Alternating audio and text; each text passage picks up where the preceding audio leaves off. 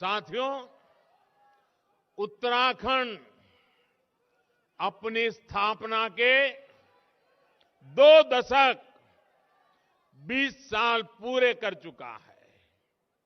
इन वर्षों में आपने ऐसे भी सरकार चलाने वाले देखे हैं जो कहते थे, चाहे उत्तराखंड को लूट लो, मेरी सरकार बचा लो।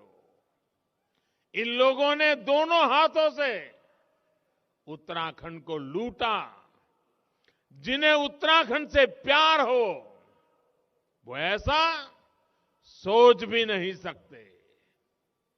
जिसे कुमाऊं से प्यार हो, वो कुमाऊं छोड़कर नहीं जाता।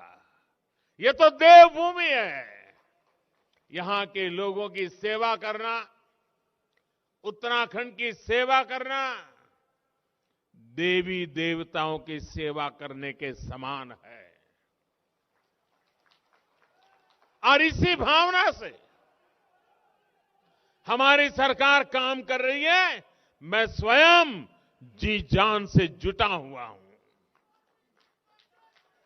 पहले की असुविधा और अभाव को अब सुविधा और सद्भाव में बदला जा रहा है।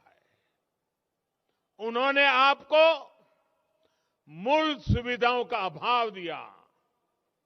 हम हर वर्ग, हर क्षेत्र तक 100% बुनियादी सुविधाओं को पहुंचाने के लिए दिन रात एक कर रहे हैं।